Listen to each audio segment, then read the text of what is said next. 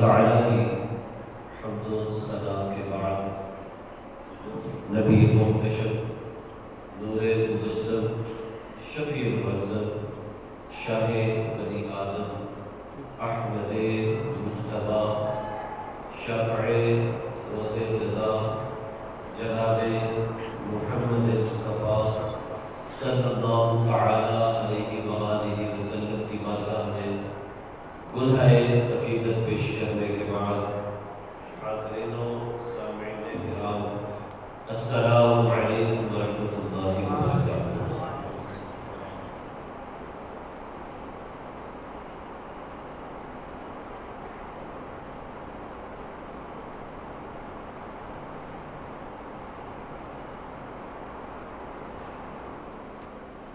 گزشتہ جمعۃ المبارک ہم نے یہ پڑھا کہ اللہ عز و جل کے بارے میں ہمارا کیا عقیدہ ہونا چاہیے، اور اس میں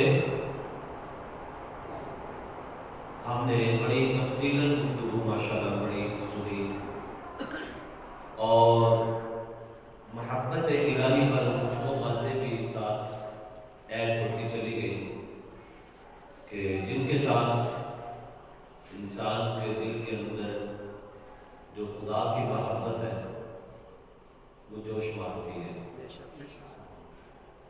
سو میں نے آج بھی اسی موضوع کو آپ کے لیے رکھا، سبحان اللہ، کہ آج بھی ہم اپنے رب کی باتیں کریں گے۔ یہ بات ہے کہ ہم بات کوئی بھی کریں، وہ کہتے ہیں نا کہ اچھے مکان کی تعریف کرنا اس کے بنانے والے کی ہی تعریف ہے۔ تو ہم کائنات کی کسی بھی شے کا تذکرہ کریں، ہم کائنات کی کسی بھی چیز کا ذکر کریں، اس کی خوبی بیان کریں، اس کے کمالات بیان کریں، اس کی لطافتیں بیان کریں، اس کے جناب فضائل بیان کریں، خوبصورتی کو بیان کریں، تو ہر بات وہ ختم آ کر اسی بات پہ ہوتی ہے کہ واہ مولا تیری کائنات کتنی حسین ہے۔ سبحان اللہ، تو ہم اللہ کے محبوبوں کا ذکر کریں، اس کے محبوبوں کے محبوبوں کا ذکر کریں، سبحان اللہ، بے شک تو لفظ سبحان اللہ، سبحان اللہ، سبحان اللہ، ماشاء اللہ، یہ جملے انسان کی زبان سے نکلتے ہیں، وہ یہ بتا رہے ہوتے ہیں کہ اے اللہ کی مخلوق کی تعریف سننے والے، تو تعریف جو سن رہا ہے، پاک ہے وہ ذات جس نے یہ بنائی ہے۔ سبحان اللہ، پاک ہے وہ ذات جس نے یہ بنائی ہے۔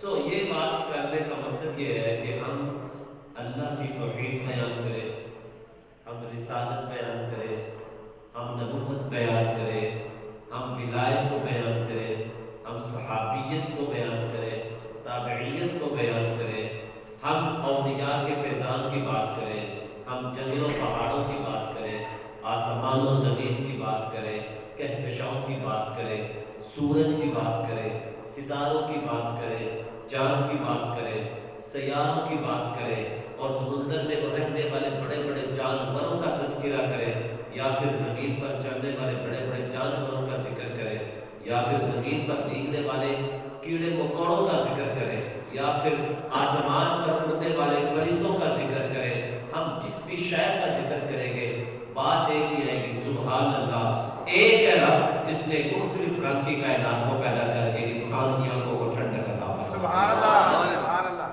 تو یہ بات کرنے کا مقصد جو ہے سارا بالباب یہ ہے کہ باتیں تو ساری رب کی ہیں، تو کبھی ہم کسی چیز کو لے کر بولتے ہیں، کبھی کسی چیز کو لے کر ذکر کرتے ہیں، لیکن یہ دو جمعے میں خاص کیے ہوئے تھے کہ ان میں مطلقاً اس حکم الحاکمین کا ذکر ہوگا کہ وہ کتنا بڑا ہے، اس کا کمال کیسا ہے جس نے یہ ساری کائنات کو پیدا کیا ہے۔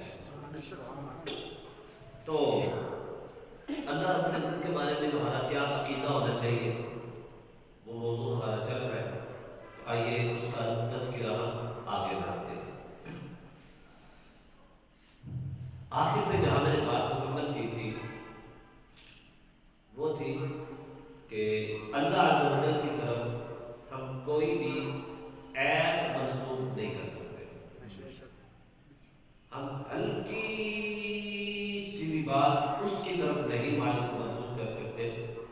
جس سے عیب کا شائبہ بھی ہوتا ہو، اور ایسا جملہ اللہ رب العزت کے بارے میں کوئی بولے، کوئی سمجھے تو وہ دائرہ اسلام سے خارج ہو جاتا ہے۔ اسلام سے خارج کرنا یہ کوئی آسان کام نہیں ہوتا کہ ہر بندہ اپنے ہاتھ میں فتوے لے کر تو لگاتا رہے کہ جناب تم نے بھی کفر کر دیا، تو نے بھی کفر کر دیا۔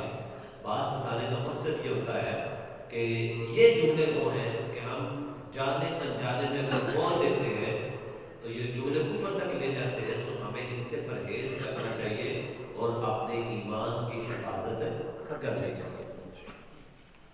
اللہ تعالیٰ کی جو ذات ہے، ہم نے کہا تھا وہ قدیم بھی ہے، وہ ازلی بھی ہے، وہ ابدی بھی ہے،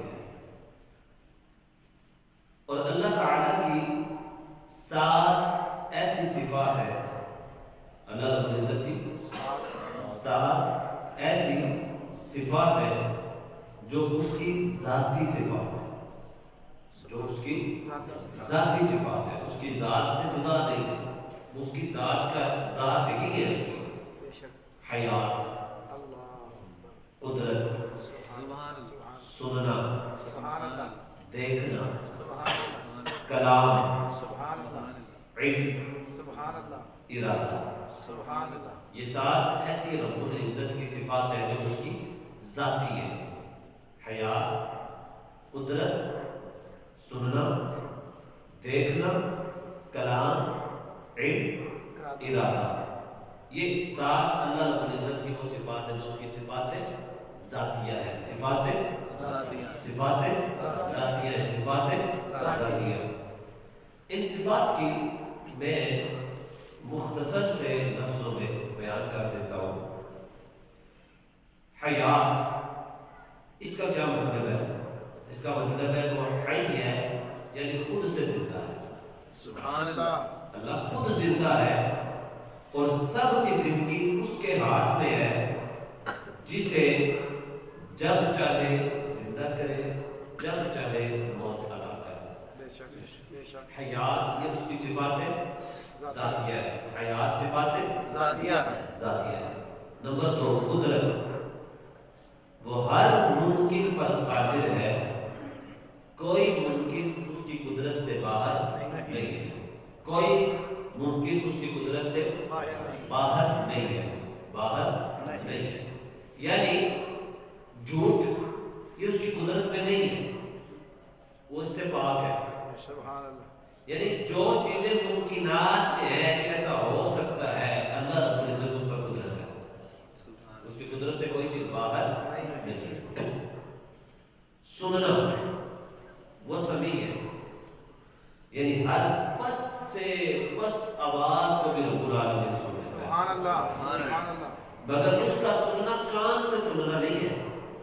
یہ بندہ نہیں کہے گا کہ اللہ کے لیے ایسے کان ہے تو وہ ان سے سنتا ہے، نہیں، وہ اپنی شان کے لائق سنتا ہے، وہ اپنی شان کے لائق سنتا ہے، وہ کان سے پاک ہے، لیکن سننا اس کی صفت ایسی ہے کہ پست سے پست آواز کو بھی رب العالمین سنتا ہے۔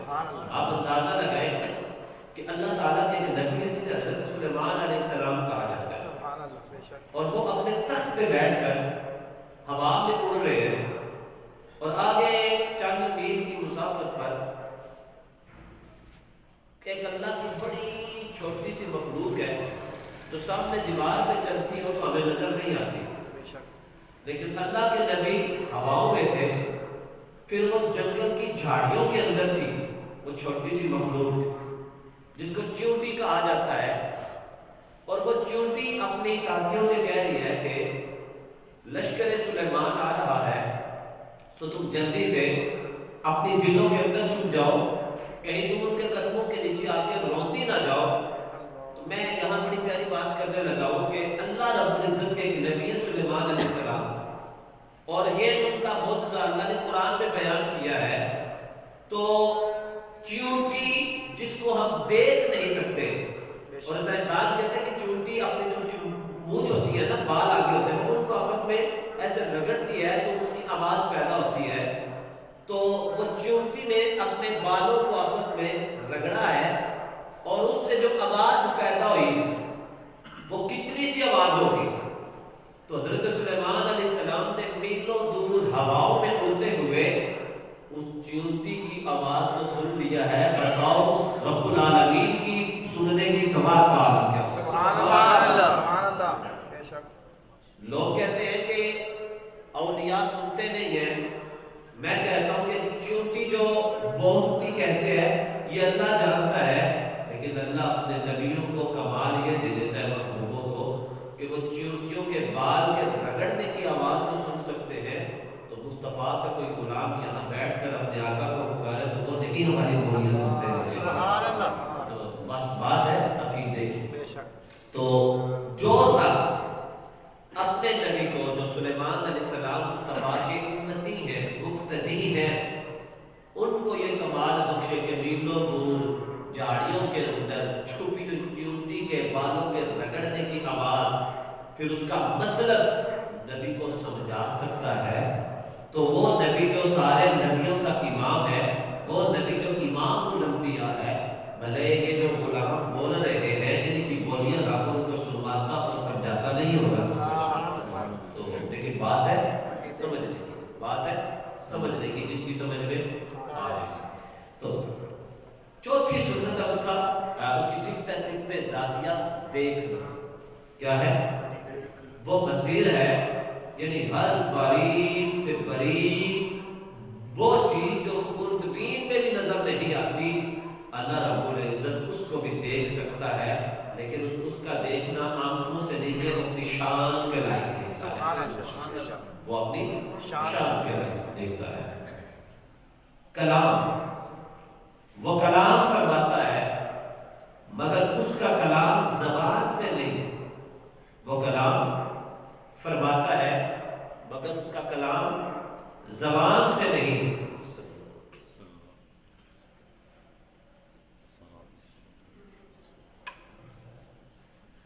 اور الفاظ و حروف سے پاک ہے. یہ نہیں کہ اللہ رب العزت کے الفاظ ایسے ہوں گے یا اس کے الفاظوں کے حروف کچھ ایسے ہوں گے یا اس کے کلام کی آواز کچھ ایسی ہوگی. نہیں، اس کا کلام ہے مگر اس کا کلام زبان سے پاک ہے، لفظوں سے پاک ہے، حرفوں سے پاک ہے. لفظوں کے، حروف کے، زبان کے محتاج ہم ہیں. اللہ رب العزت ان سب چیزوں سے پاک ہے. اللہ تعالیٰ ان سب چیزوں سے پاک ہے. یہ چیزیں سمجھ آ رہی میرے بھائیوں سے نہیں آ رہی؟ سمجھ آ رہی سب کو کہ اللہ تعالیٰ کے لیے ہم نے یہ نہیں کہنا کہ وہ زبان سے بولتا ہے. اس لیے یہ قرآن پاک کے جو حروف ہیں یہ ہمارے لیے ایسے ہیں. اللہ کے ہاں یہ کلام کیا ہے یہ وہ جانے یا اس کا معبود جانے. یہ اس کی قدرت ہے. علم، اس کا علم ہر شے کو محیط ہے. وہ غیب اور شہادت سب کو جانتا ہے. یعنی کوئی چیز چھپی ہوئی ہے وہ اس کو بھی جانتا ہے، کوئی چیز حاصل ہے وہ اس کو بھی جانتا ہے کہ دلوں میں چھپے ہوئے وہ لمحے، وہ راز اور دلوں میں آنے والے وہ خیالات جس کو صرف میں جانتا ہوں کہ میرے اندر کیا خیال آ رہا ہے. اللہ رب العزت جانتا ہے کہ اس کے دل میں کیا خیال پیدا ہوا ہے. یہ اس کا علم ہے. بلکہ میرے دل میں خیالات بعد میں آتے ہیں. اس رب العزت کا جو علم ہے وہ پہلے جانتا ہے کہ اس کے دل میں اب کیا آنے والا ہے. تو وہ تو دلوں کے بھید بھی جانتا ہے. آج ایک بہت بڑی بات میں آپ سے بتانے لگا ہوں اور اس بات پہ بڑے اختلافات اٹھتے ہیں کہ دور و نزدیک سے سننا صرف اللہ رب العزت کی صفت ہے، نبی کی صفت نہیں ہے. کہ یہاں بیٹھ کر ہم یا رسول اللہ کہیں اور حضور وہاں نہیں سنتے کہ دور ہے. یہ سننا دور سے صرف اللہ رب العزت کی ہے. اللہ رب العزت کے لیے دور و نزدیک کا جملہ بولنا ہی غلط ہے. پہلے تو یہیں سے آپ وہ کہنے والے پکڑے جاتے ہیں جو دعویٰ کرتے ہیں کہ دور و نزدیک صرف اللہ کی شان ہے. تو بھائی اللہ تعالیٰ سے دور چیز ہے کیا؟ اللہ سے دور ہے کیا؟ وہ تو ہر شے کے قریب ہے. بلکہ کہتا ہے وَنَحْنُ أَقْرَبُ إِلَيْهِ مِنْ حَبْلِ الْوَرِيدِ. میں تو انسان تیری شاہ رگ سے بھی زیادہ کرے. اس کا علم، اس کی نظر، اس کا سننا، دیکھنا ہر شے کو احاطے میں کیا ہوا ہے. کوئی بھی شے اس سے دور نہیں ہے تو پھر اس کے لیے دور کا لفظ بولنا ہی غلط ہے. یہ میں اپنی بات نہیں کر رہا، یہ علماء کی اور شریعت کی بات کر رہا ہوں. اللہ رب العزت کے لیے ہر شے قریب ہے. اس نے یہ صرف اپنے انبیاء کو عطا فرمائی ہے کہ اے انبیاء تم جہاں بھی ہو اور تمہارا ماننے والا، تم پر ایمان لانے والا کہیں بھی آپ کو پکارے، میں رب العزت آپ کو یہ طاقت عطا فرماؤں گا. آپ اپنے انجی کی فریاد سنو گے بھی اور اس کا جواب بھی عطا فرمائے. سبحان اللہ. تو اس لیے یا رسول اللہ کہنا جائز اس لیے ہے کہ آپ لغت کی کتابیں اٹھائیں، گرامر کی، تو لفظ یا جو ہے یہ حرف ندا ہے، اور یا قریب والے کو بھی بلانے کے لیے ہوتا ہے، دور کے لیے بھی استعمال ہوتا ہے لفظ یا. تو جب آپ یا رسول اللہ صلی اللہ علیہ وسلم کہتے ہیں تو آپ بیٹھے یہاں ہیں. مصطفیٰ علیہ السلام گنبد خضرا میں آرام فرما رہے ہیں، اللہ تعالیٰ آپ کی آواز مصطفیٰ علیہ السلام تک پہنچا دیتا ہے. سبحان اللہ. تو دور سے سننا یہ ہماری صفتیں ہیں. جی بے شک. صرف قریب اللہ رب العزت کے لیے، اس سے کوئی شے دور نہیں ہے.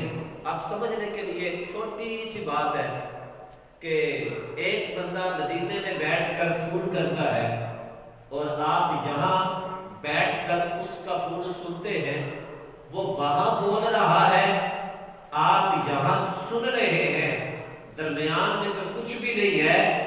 آپ کی آواز کو وہاں سے یہاں تک پہنچانے والی ٹیکنالوجی ہے، ایک طاقت ہے. اسی طرح ہم یہاں سے بولتے ہیں اور ہماری آواز یہاں سے مدینے تک جو پہنچتی ہے وہ اللہ کی قدرت سے مصطفیٰ کے کانوں تک پہنچتی ہے. سبحان اللہ. کہ بات ہے صرف سمجھنے والی، بات ہے صرف عشق والی، بات ہے صرف محبت والی. جس کو سمجھ آ جاتی ہے وہ کبھی داتا علی حجویری بن جاتا ہے، کبھی خواجہ فرید نواز بن جاتا ہے. اور جن کی سمجھ میں نہیں آتے وہ ساری زندگی پھر بھٹکتے ہی رہتے ہیں، فتوے ہی لگاتے رہتے ہیں. لیکن جس کی سمجھ میں آ جائے، جس کی سمجھ میں آ جائے، فریاد امتی جو کرے حال زار میں ممکن نہیں کہ خیر بشر کو خبر نہ ہو. تو اللہ رب العزت کے لیے دور و نزدیک نہیں، اس کے لیے تو ہر شے نزدیک ہے. دور تو ہمارے لیے ہوتا ہے. اگر ہم 100 میل، ہزاروں میل دور سے کسی کی آواز یہاں بیٹھ کے سن سکتے ہیں تو وہ جو رب العالمین ہے وہ ہماری یہاں دھیمی سے دھیمی آواز بھی مصطفیٰ علیہ السلام کی بارگاہ میں پہنچانے کی طاقت ہے. کیونکہ ساری طاقتیں تو اس کی خیرات ہے. بات سمجھ آتی ہے آپ کو؟ آگے چلتے ہیں. ارادہ و مشیت، یعنی اس کا ارادہ کی جو صفت ہے یہ اس کی ذات سے متصف ہے، اور اس کے ارادہ و مشیت کے بغیر کچھ نہیں ہو سکتا. اللہ کے ارادہ کے بغیر کچھ بھی نہیں ہو سکتا. تمام چیزوں کو اپنے ارادے سے پیدا فرماتا ہے اور ان میں اپنے ارادے سے تصرف فرماتا ہے. یہ نہیں کہ بے ارادہ اس کے افعال سرزد ہوتے ہیں. اچھے جتنے بھی اعمال ہیں یہ اللہ رب العزت کی طرف سے ہے اور برے اعمال ہماری طرف سے ہوتے ہیں. اچھے افعال اللہ کی طرف سے کیونکہ وہ پاک ذات ہے اور وہ پاک چیزیں بناتا ہے. تو برے افعال ہماری طرف سے ہوتے ہیں، اچھے افعال اللہ رب العزت کی طرف سے ہوتے ہیں. اسی لیے اللہ تعالیٰ ارشاد فرماتا ہے وما اصابکم من مصیبت فبما کسبت ایدیکم، فرمایا تمہیں جو بھی مصیبت پہنچتی ہے یہ تمہارے ہاتھوں کی کمائی ہوئی چیزوں کی وجہ سے پہنچتی ہے. سو اچھائی اللہ کی طرف سے ہے، برائی ہماری طرف سے ہے. بات سمجھ آ گئی؟ بھائی سمجھ آ گئی بات؟ آگے چلتے ہیں. اللہ تعالیٰ کی صفات اس کا عین ہے یا ہے، یعنی اللہ رب العزت کی جو ذات ہے تو اس کی صفات میں اس کا عین ہی ہے یا پھر اس کی ذات سے الگ ہے. تو سنیے یہ توجہ سے، صفات باری تعالیٰ مثلا اس کا کریم ہونا، اس کا رزاق ہونا، اس کا ستار ہونا، اس کا غفار ہونا، اس کا قہار ہونا، اس کا وہاب ہونا، یہ جتنی بھی صفات ہیں 99 یہ کیا اللہ رب العزت کی عین ہے یا اس کا غیر ہے؟ تو نہ عین ہے نہ غیر، یعنی صفات اسی ذات ہی کا نام ہو ایسا نہیں، اور نہ اس سے کسی طرح جدا ہو سکے۔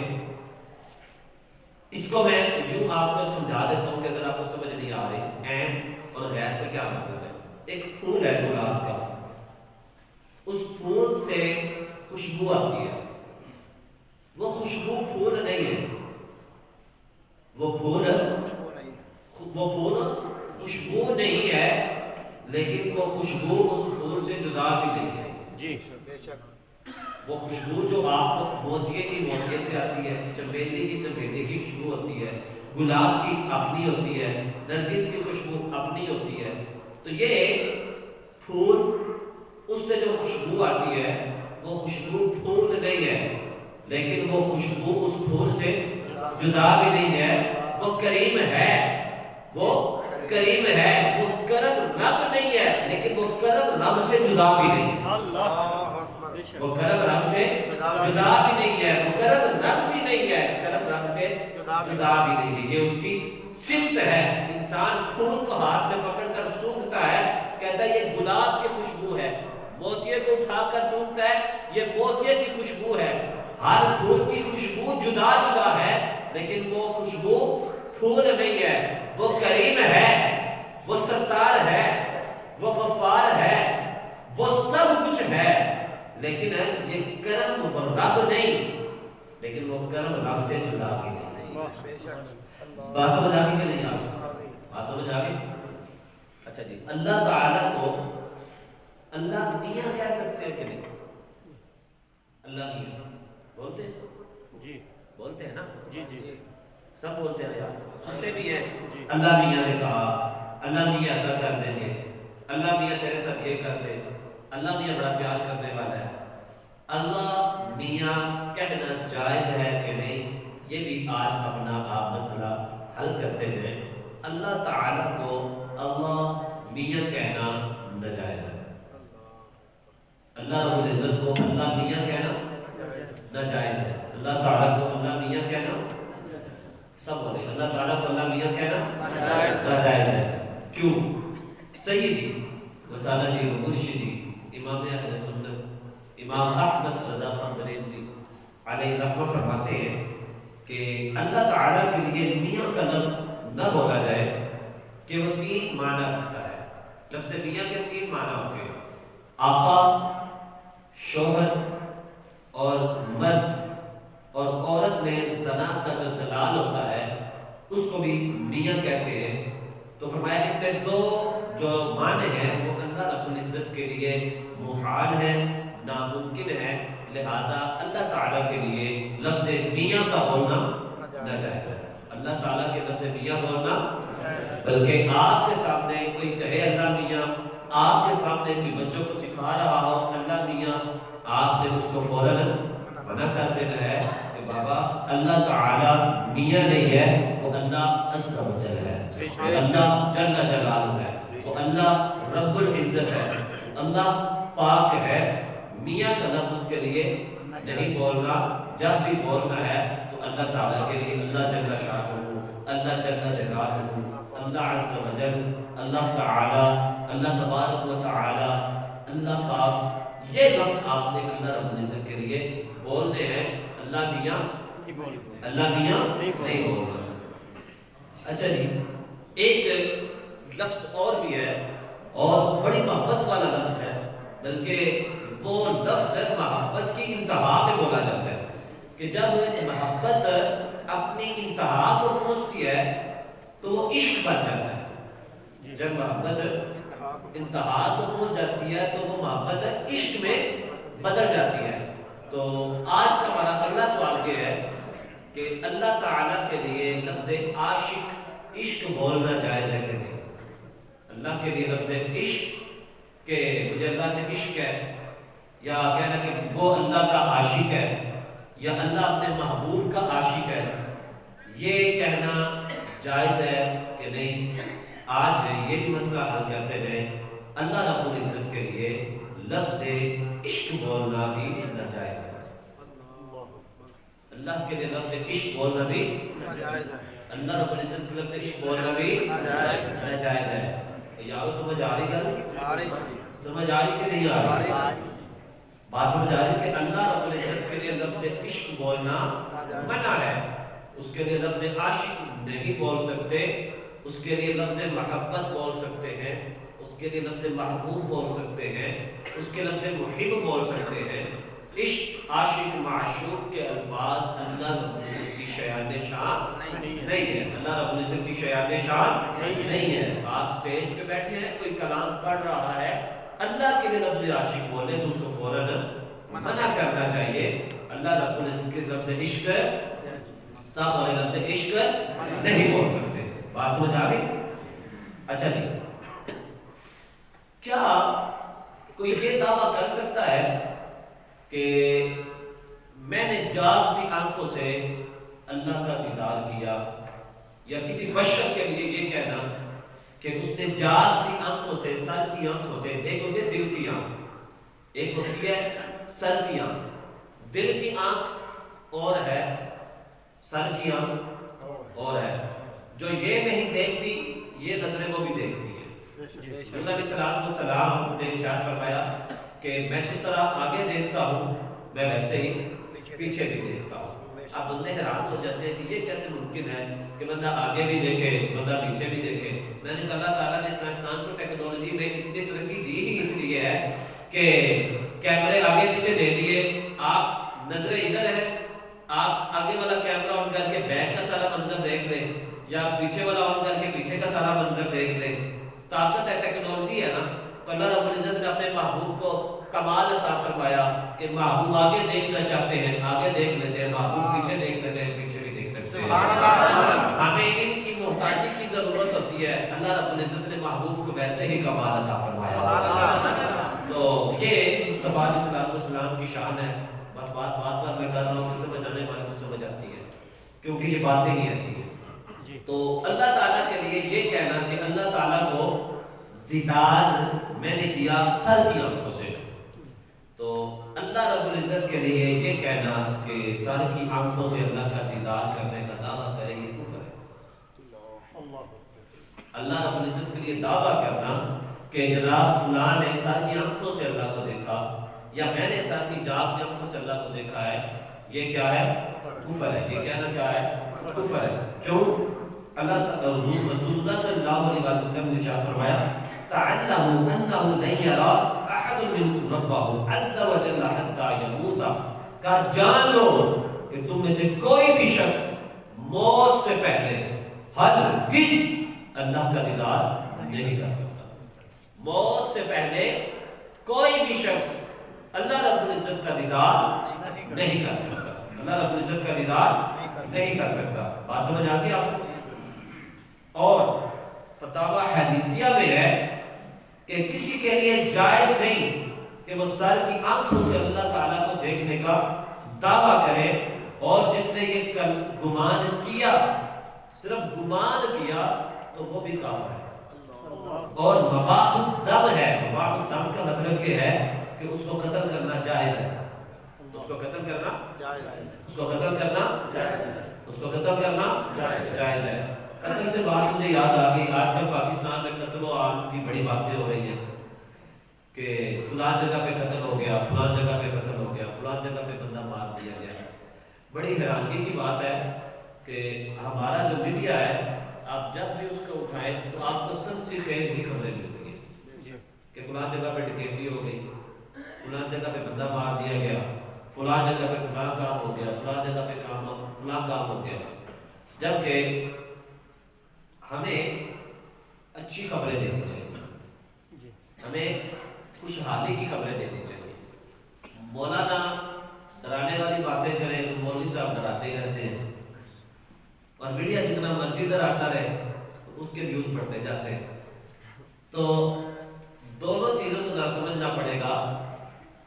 کہ مجھے دم سے یہ ایک بات یاد آئی ہے جو میں لازمی طور پر تھوڑا سا اس کو کلیئر کرنا چاہتا ہوں کہ پچھلا سال جو گزرا ہے، یہ مکمل سال، یہ پچھلے ماہ کی میں آپ کو خبر دینے لگا ہوں. پاکستان کے وزیر قانون راجہ بشارت اور وہاں ایک اعلیٰ سطح پر کانفرنس ہوئی تو آئی جی پنجاب نے ایک رپورٹ پیش کی اور وہ رپورٹ یہ تھی کہ پاکستان میں یہ جو رمضان برس گزرا ہے 100 میں سے 26%، 100 میں سے 26% 100 میں سے ایسے مقدمات تھے جو جھوٹے تھے. 26% جو مقدمات ایف آئی آر تھانوں میں درج کروائی گئی وہ کیا تھی؟ وہ کیا تھی؟ وہ کیا تھی؟ جھوٹی تھی. اور باقی 74 جو ہے وہ کسی حد تک ٹھیک تھی. یہ وزیر قانون راجہ بشارت کے ہوتے ہوئے اعلیٰ سطح پر یہ بیان ہوا اور اس پہ یہ آئی جی پنجاب نے رپورٹ پیش کی. میں چند کنسپٹ کلیئر کرنا چاہتا ہوں آپ لوگوں کے، کیونکہ میری ذمہ داری ہے کہ میں بلکہ یہ فتویٰ ہے کہ جو بندہ حالات حاضرہ سے واقف نہیں ہوتا وہ بھی جاہل. جو بندہ حالات حاضرہ سے واقف نہیں ہوتا وہ بھی جاہل ہے، اسے پتہ ہی نہیں ہے کہ معاشرہ میں اس وقت کیا کچھ ہو رہا ہے. سو اسی طرح جو بندہ ممبر رسول پر بیٹھا ہوتا ہے اس کی ذمہ داری میں سے ایک ذمہ داری یہ بھی ہوتی ہے کہ وہ ہر اس ٹاپک کو عوام الناس کے سامنے لے کر آئے جو کرنٹ ایشو ہے یا پیچھے گزر چکا ہے یا جس کے ساتھ عوام کا لنک ہے یا جس کے ساتھ عوام کے اندر انتشار آتا ہو، تو اس کے چہرے سے گرد اتار کر اس کا اصل جو چہرہ ہے وہ لوگوں کے سامنے رکھنا یہ ہماری ذمہ داری ہوتی ہے.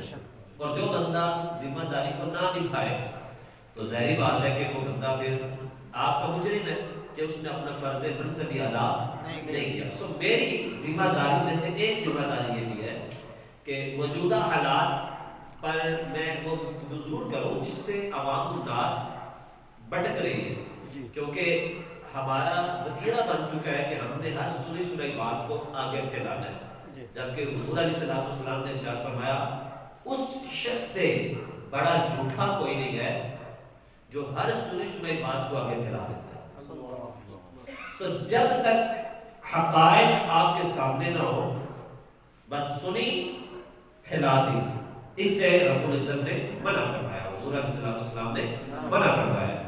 سو دم قتل کے حوالے سے میں چند گفتگو کرنا چاہتا ہوں کہ پاکستان میں دفعہ 302 420 مختلف دفعات ہیں اور ایک دفعہ ہے 182.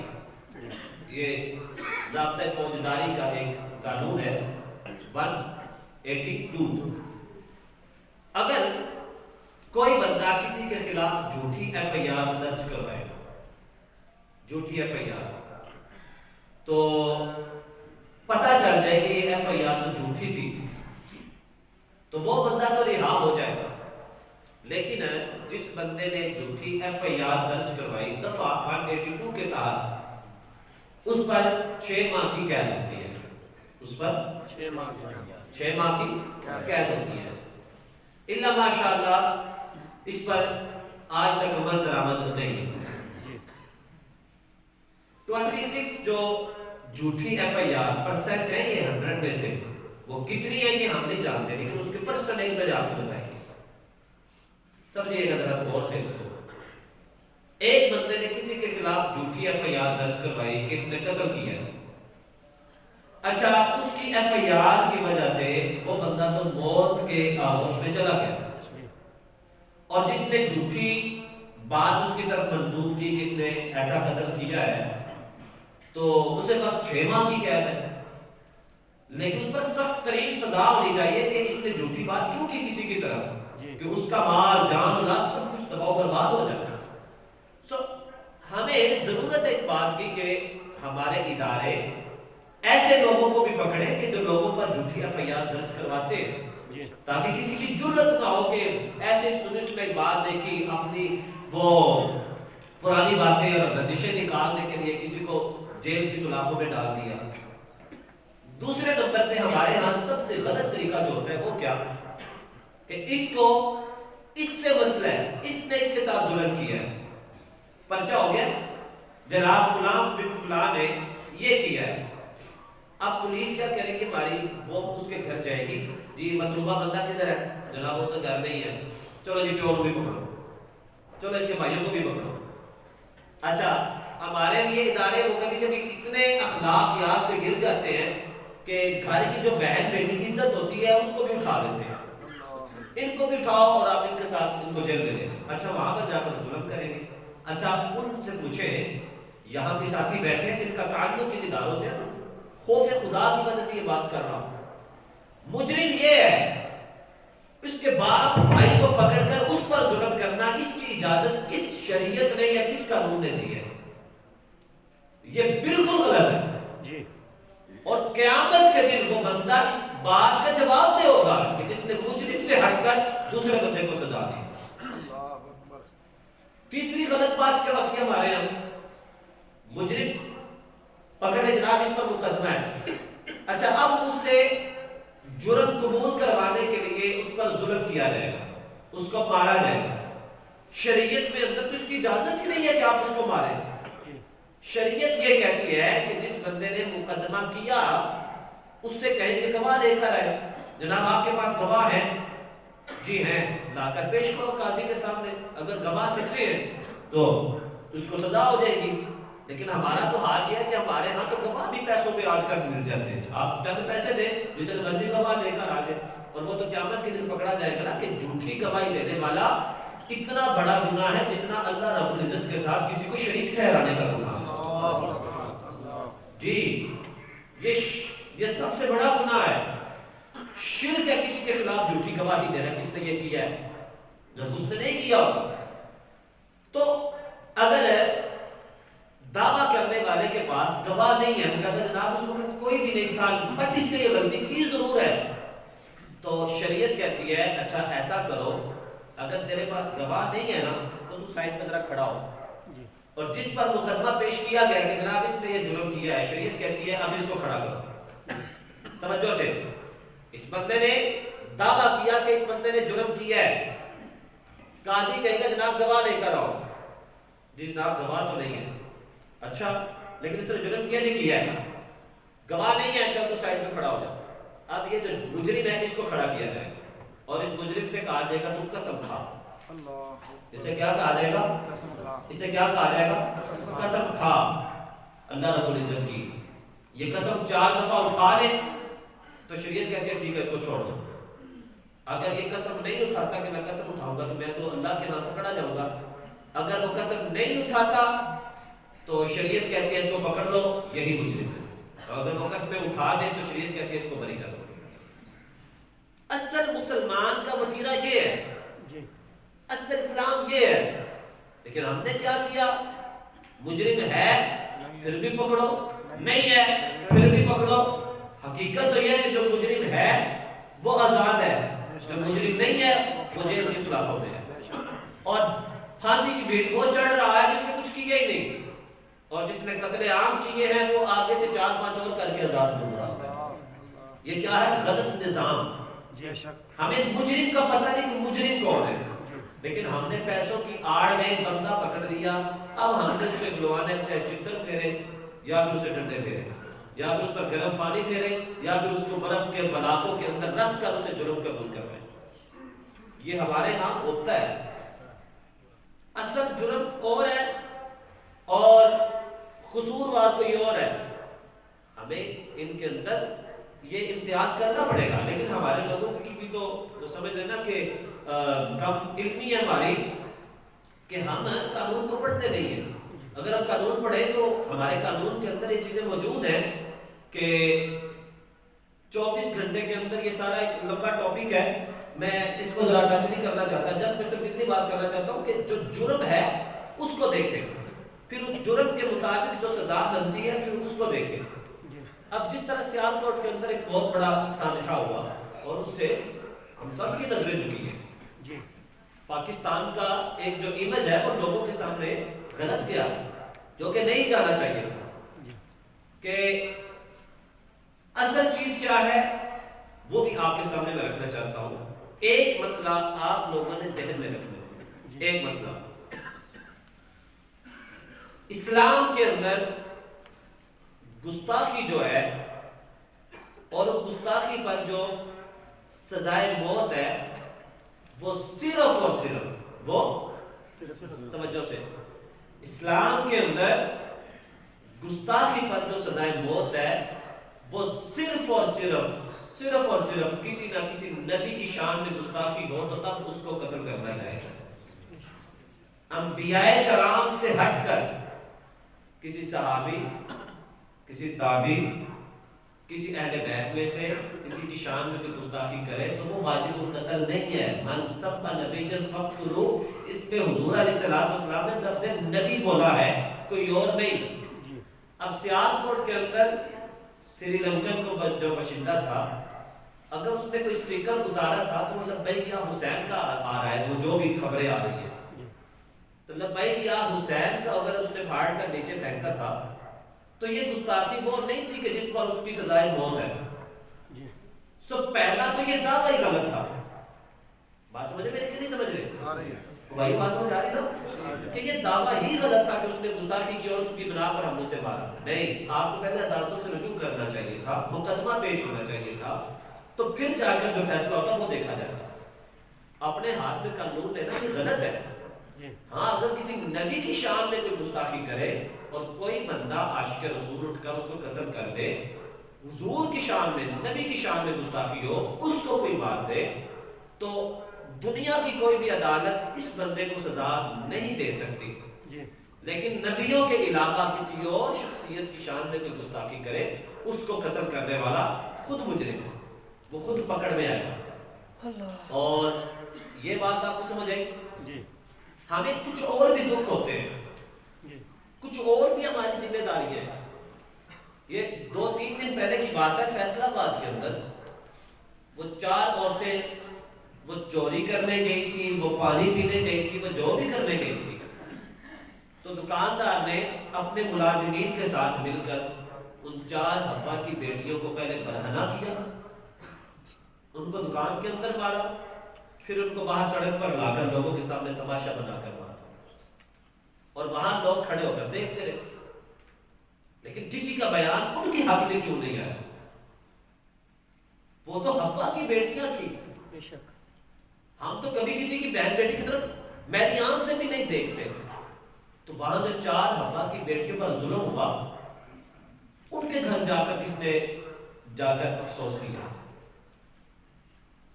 سیالکوٹ کے اندر چند سال پہلے 2 حافظ قرآن بھائیوں کو بے ایمانہ تشدد کر کے قتل کیا گیا، ان کے گھر کون گیا؟ شہر لاہور کے اندر جو نواب کرسچن نے ایک حافظ قرآن کو صرف مارا نہیں، اس کو شہید کیا، پھر اس کی لاش کو جلا بھی دیا اور میٹرو بس کا جو جگلا ہے اس کے ساتھ لٹکا دیا۔ ان لوگوں کو یہ سبق کس نے دیا؟ کسی تحریک نے دیا تھا؟ وہ چند سال پہلے سیالکوٹ میں جو 2 بھائی شہید ہوئے، ان کو سبق کس نے دیا؟ ایک بندہ نعرہ تکبیر بلند کرتے ہوئے کسی کی گردن اتار دے تو اب آپ یہ کہیں گے کہ اس کا تعلق مسلمانوں کے ساتھ ہے، چاہے وہ کافر ہو۔ ایک بندہ یا رسول اللہ کا نعرہ لگا کر کسی کے ساتھ ظلم کرتا ہے تو اس کا تعلق لبیک کے ساتھ ہے۔ یہ باتیں غلط ہیں۔ جو غلط ہو اس کو غلط کہے، جو صحیح ہے اس کو صحیح کہنا سیکھے، اپنے اندر کوئی ہمت بھی پیدا کرے کہ ہمارے اندر آج صحیح اور غلط کا کنسپٹ ختم ہو چکا ہے۔ نہ ہم اپنا دفاع کرنے کے قابل رہے ہیں، نہ ہم کسی دوسرے کا دفاع کرنے کے قابل رہے ہیں۔ ہم خود بھی مار کھا رہے ہیں اور ہم دوسروں کو بھی مار کھاتا دیکھ کر بس ان کی ویڈیو بناتے رہتے ہیں۔ اس کا جواب قیامت کی طرف سب کو دینا پڑے گا۔ ہم مسلمان ہیں اور مسلمان رہے۔ مسلمان کا کام کسی پر ظلم کرنا نہیں، ظلم ہوتا ہوا دیکھ کر وہاں کھڑے ہو کر تصویریں بنانا نہیں۔ مسلمان کا کام یہ ہے، وہ حدیث پاک کہ جہنم کے قبر کے اندر فرشتے آئے اور کہا ہم نے تجھے 100 کوڑے مارنے۔ اس نے کہا بھائی میں نے کیا کیا ہے؟ میں تو بڑا نیک تھا، میں تو نمازی تھا، پرہیزگاری تھا۔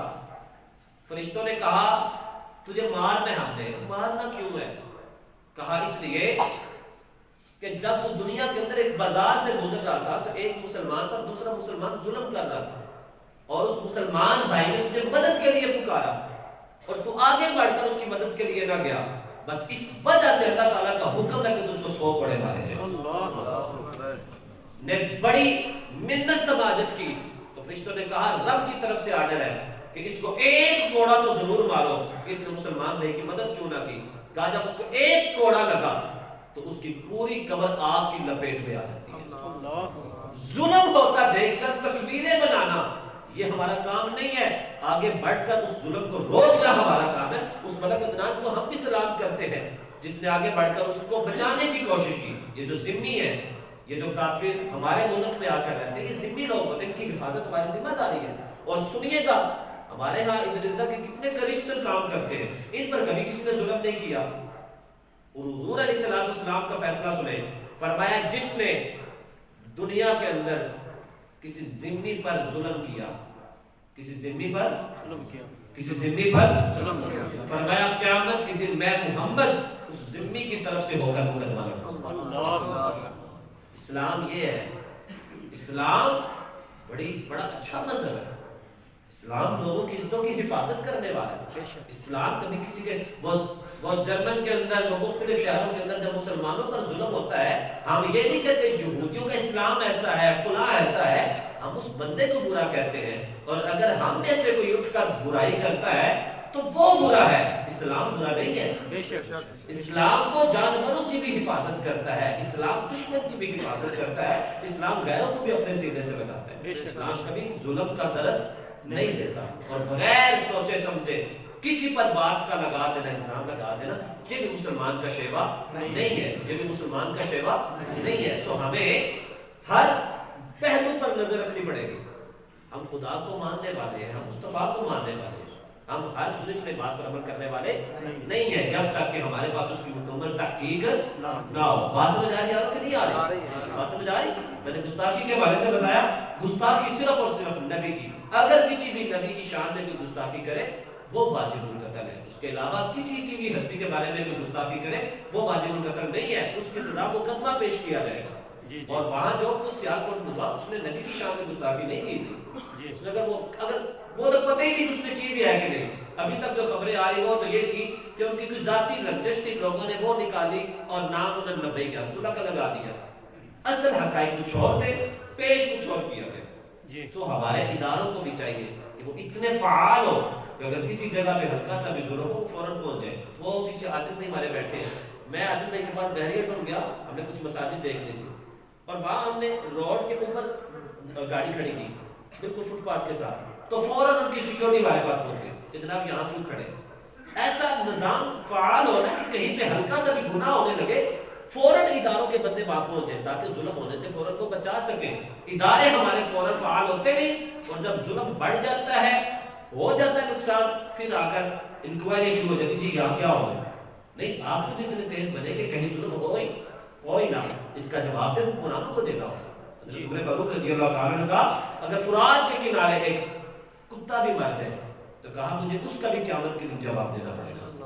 اور جس حکمران کے ہوتے ہوئے لوگ قتل کیے جا رہے ہوں، لوگوں کی عزتیں پامال کی جا رہی ہوں، تو کیا ان کو پھر انسانوں کا جواب قیامت کے دن نہیں دینا پڑے گا؟ تو اس لیے ہمیں ہر چیز کو دائرہ کار میں لا کر اپنی زندگی کو بہتر طریقے سے گزارنا ہماری ذمہ داری ہے. بات سمجھ آ رہی کہ نہیں آ رہی؟ بھائی بات سمجھ آ رہی کہ نہیں آ رہی؟ اللہ تعالیٰ سے دعا ہے کہ وہ ہمیں جہاں عقیدہ توحید، عقیدہ رسالت اور نماز روزہ حج مسائل کے سیکھنے کی توفیق عطا فرماتا ہے، وہیں وہ ہمیں اپنا معاشرہ اچھے پہلو میں تشکیل دینے کی بھی توفیق عطا فرمائے. ہمیں اپنے آپ کو اور اپنے لوگوں کی حفاظت کرنے کی بھی توفیق عطا فرمائے. آمین. وآخر دعوانا